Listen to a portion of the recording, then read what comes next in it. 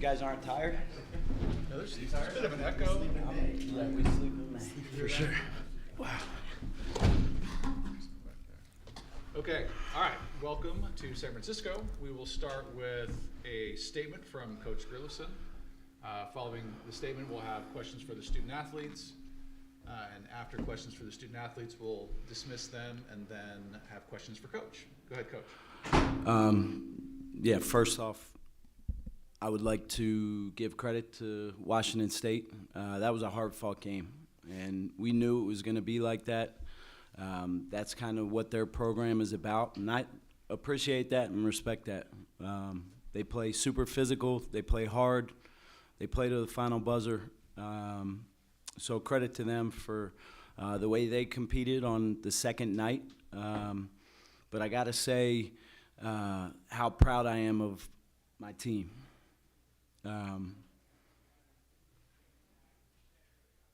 Can't say enough about what these guys just did. Their resiliency, the fortitude they showed to stay together, and just battle. And Ryan was, I woke up this morning, did not think he was going to play. I tried to stay out of Ryan's way with injuries because I trust him. And sure enough, 15 minutes before the game started, I had an assistant coach run in and say, Ryan wants to play. And that was music to my ears. And the performance that he put on for not having done anything the last week is that's why I coach. That was fun for me as a spectator to just be there and support him. Can't say enough about the mental and the physical toughness that he showed and our group showed. And just really proud of our team. I know they want more. We didn't come here to just win one game, but to advance and have a chance to play again tomorrow. Really proud of our team. Okay, questions for the student athletes?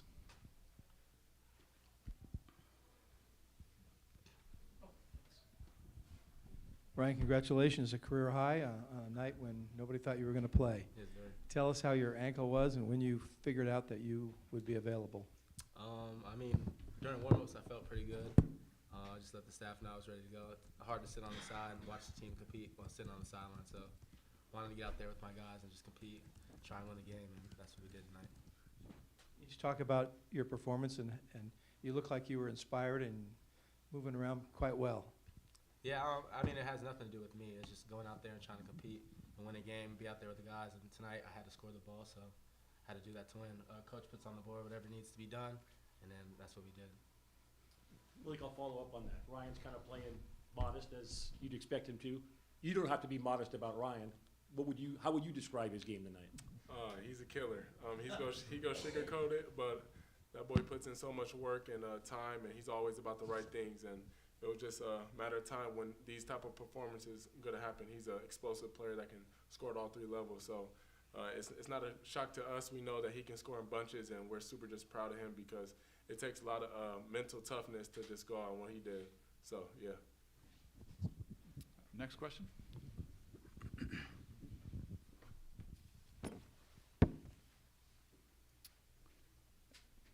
Go ahead. Ryan, it was really a Beasley duo. Your brother Robbie had a nice presence, especially defensively. Just his activity was seemingly everywhere. What is it about you guys and your chemistry really from the ground up and helping USF try and get to the mountaintop?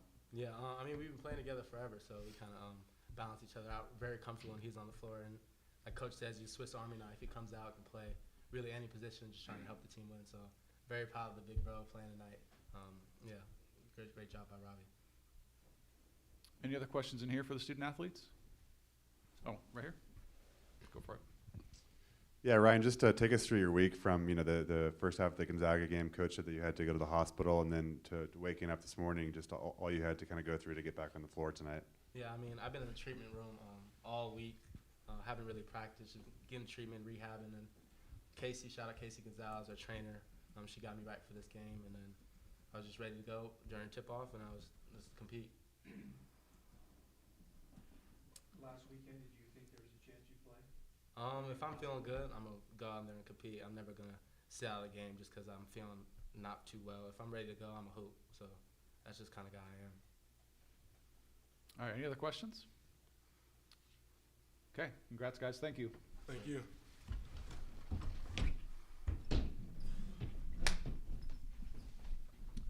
Okay, questions for Coach? I mean, this was a night where you guys didn't shoot all particularly well, and you guys dominated on the boards. Kind of talk about just the collective effort that this team had on the glass, because like was 49-25 and then 21-5 on the offensive glass. Just what you saw from your guys, and was there just how much emphasis was there on that going into this game? Yeah, we talked a lot about that as a group in the lead up. There's a crazy stat. I don't know exactly what it is, but when we win the glass, I think we've won 97% of the games since I've been the head coach. And we talk about that a lot. The rebounding can be an extreme separator in March. We talked about just our effort level, going into this game. And I think that probably led to some of the threes that we missed early in the game. I think our guys were juiced up and overly anxious to perform, but they just played hard. They went after the ball. They wanted to get second and third scoring opportunities for our team, and that was collective. Saba Gigi Berea came in the game, and he looked like Moses Malone, padding his rebounding stats, missing 4 or 5 layups in a row. But it was just cool to be a part of, and there was a relentless approach on the glass. And when we play like that, generally good things happen for us. So credit to the guys for just having a nose for the basketball. Got a question over here in the front? Because we talked about a week and a half ago about what the Gonzaga game at Chase would mean to your program. It didn't go your way. Mm-hmm. What do you take from that game into tomorrow night, and what would a win tomorrow night mean for the USF program? Yeah, I mean, obviously that's the one team in the league that we have not beaten, and our guys know that, and it's a little bit a motivating factor for us. I just want to approach the game the way we approach the game tonight. When we play turned up, when we play with kind of a chip on our shoulders and have an attack on both ends of the floor, I can live with that regardless of what the results are. And I didn't think we showed our best competitive edge at the Chase Center last week. And that happens, throughout the course of a season. But I know our guys will be more attentive tomorrow with what's at stake. And I know they're excited for the challenge. We need to get a great night's sleep. We need to get rest. Gonzaga has been, resting up, getting ready for the game tomorrow night, and we have tons of respect for them. But I love the guys I have in the locker room, and we'll be ready to go tomorrow night. Go ahead. Coach, when you have the kind of week you had and you don't have all your people that you've had all year, and then you play like this, is that a kind of a game that you can build on and in terms of just giving these guys so much confidence in what they're able to do? Yeah, I mean, I told the team in the locker room after the game, it's amazing what the human mind and body is capable of when you just lock in a little bit more and when it means just a little bit more. And for various reasons, we had to come a little bit tighter this week, and the guys really bought into that, and that showed tonight. But I will say this, if you've followed our team closely this year, we've been going through stuff like this all season. We've been a super resilient group. With the injury to Ryan in our first scrimmage, we were out without him for a little bit. Duedo Newberry, one of our most impactful front court guys, goes down. We had someone step up. Malik couldn't play our second game against Washington State. We found a way to win. And we've had multiple instances where it's just next man up, and you got to figure out a way to win. And that's a credit to the guys in the locker room. That has nothing to do with coaching. That speaks to the character of the young men that represent the University of San Francisco. Ryan has been super for you off the bench for 2 years. This was just his second career start. That Washington State game, I think, was the other one. Are his days as a backup pretty much over? Well, he was never a backup to begin with. He was a sixth starter for us, played starter minutes. But Ryan has been itching and waiting for this. And I think he showed that he's more than capable of running a team, of being kind of the head of the snake and connecting us. The scoring's great, but he's a fiery competitor that just leads the team. And can't speak enough about him and his brother. They're both built the same way, different personalities, but they're built the same way in terms of their competitive spirit and their drive. Can't say enough about both of those guys. Yeah, I would say so. Any other questions? Okay, thanks, Coach. Thank you. We'll see you tomorrow.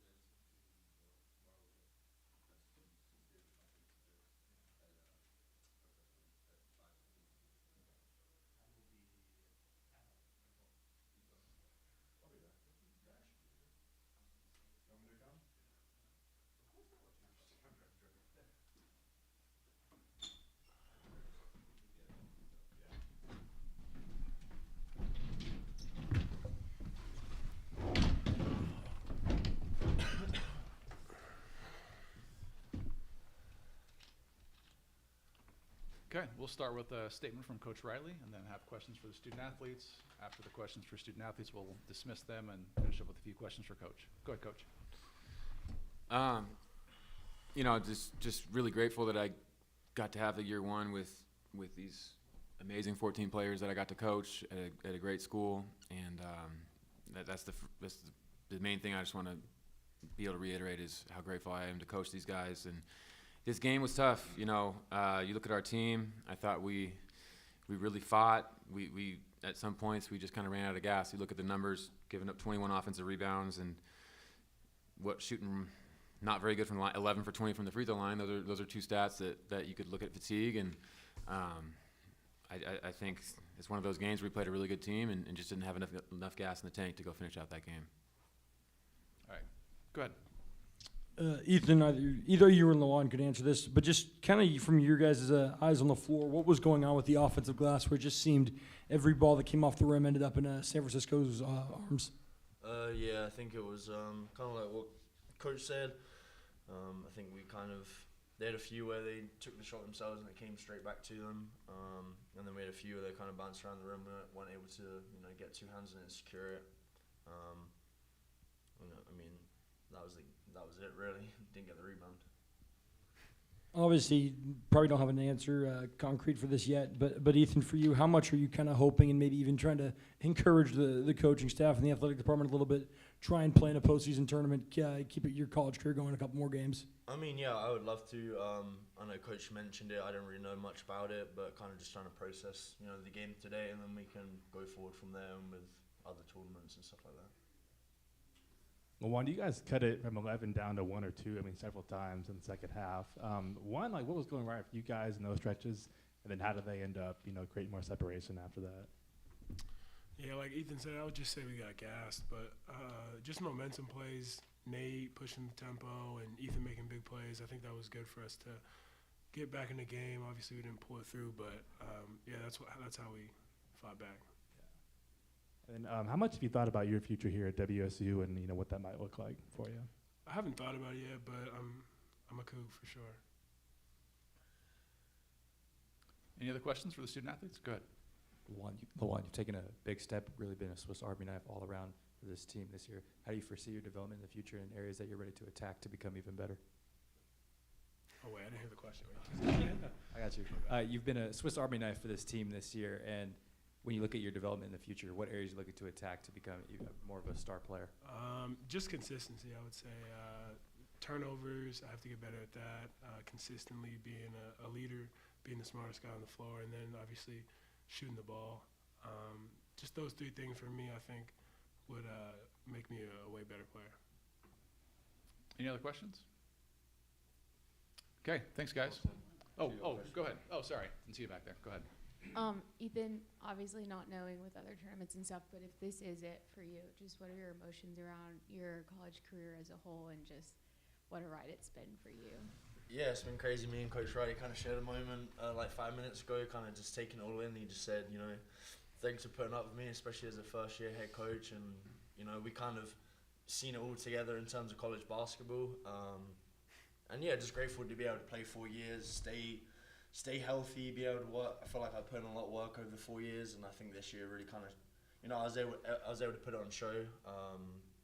And, yeah, just kind of, it went by really quick, and I think that's something I always try and tell the younger guys, because when I was a young guy, all the older guys would say that to me. But yeah, it goes by really quickly, and I think just taking every opportunity you can and just working your hardest, and things will fall into place. Lawan, just following up with what you just said, that was a pretty resounding statement of I'm a Coug. Can you just kind of elaborate on what makes you want to stay in Pullman and just kind of the loyalty maybe you're expressing with that statement? I mean, yeah, I'm just loyal to the guys and the guys that want to be here. Coach Riley, obviously me coming from Eastern, I think I'm always going to be with Coach Riley for the rest of my career. Okay. We gotta process this game, and it's a tough question for the kids. We love each other. For sure. Any other questions? Okay, thanks, guys. Keep Coach for a few minutes for a few questions. Say my name tag. Go for it, yeah. Please do. Good memorabilia. All right, go ahead. Coach, just kind of your thoughts on the rebounding we just kind of talked about, and I think they rebounded 51% of their misses, and it seemed that it came at some pretty crucial times too. That's spot on. I mean, when you look at the game, like the rebounding is the stat that stands out. Obviously, the free throws, we go 80% and take away a couple offensive rebounds. It's a different ball game. It's been an Achilles heel for us all year. Like when you look at our numbers, we were dead last in the conference in defensive rebound percentage and turnover percentage. So those are two areas that really hurt us this season, and the rebounding hurt us this last game. So I got to get better at coaching it. That's something that we need to improve on going forward. And the possession game is a huge deal. We got to get better at that. Just to kind of elaborate on the question I asked Ethan about the postseason tournament. I mean, is that something that's on the table for you guys and that you'd consider if there's an opportunity? Absolutely. Like I think it's an honor to be able, if whatever happens with the tournaments to be able to keep playing basketball. And like that's what I want my team to be built on. Like I think you see a lot of these programs that don't want to go to different deals or don't want to play hoops, and like we get to stay with a bunch of people that we love. We get to play another game and fight for another championship. Like that's the kind of program that we want to build, and I think our guys are totally bought into that. Like they would be playing on a random Sunday at the park or at some open gym. Like let's go do it together and do it on a stage. Isaiah goes scoreless tonight for the first time all season, maybe the first time in his career. I'm not sure about last year in terms of his playing time, but I'm just wondering kind of what you saw out of him tonight, and just kind of what our thoughts on his play. It was a tough offensive game for him, and I think where Isaiah's grown incredibly this year is he's been able to affect the game in different ways. Like for me to walk in this summer, and to see how good of a defender he's become. He's become a much better playmaker throughout the season as the season's gone on. Like that first half yesterday, he had 3 assists, and unfortunately the ball wasn't falling. And he's just a great human being. He's a great person. He had a tough week. His family's he's been with his family a lot, and I just feel for him. And it wasn't his best offensive game, but he gave us a lot of fight, and he played winning basketball. I'm wondering, them not having Marcus Williams, at least for me, kind of reminded me of you guys with Pacific. Ralph going out early on, and allows Washington to, have the ball in his hands more. But did you see any of those problems, come up tonight where one ball handler goes out and that kind of frees up one guy to, have the ball in his hands more? Well, it freed up Ryan Beasley, that's for sure. I mean, the dude went for 29, was hitting fadeaway threes, and had a hell of a game. And I don't know if that is because Williams wasn't there, but he certainly stepped up and made some big plays, especially that second half. And probably not something that we had accounted for and scouted as well as we should have. But they're a really good team. They're a super talented team. They play together. They have some really, really good guard play, and defensively they're intense. And so, just going to tip my hat to those guys too. David, you've raved about being in the fire with Ethan and kind of the chance he took on you, and there's always teaching moments when it comes from coach to player and stuff on the court. But what has Ethan taught you over the course of these years? Ethan's a mature kid. Like he came in and really since day one, it's kind of been a leader in our program, and for me to have that as a first year head coach and a first time head coach these 4 years with him, he's helped me every step of the way, and he's one of the more positive and grateful people I've ever been around, and you can see that with the way he is with his teammates. You guys could see that here in his press conference.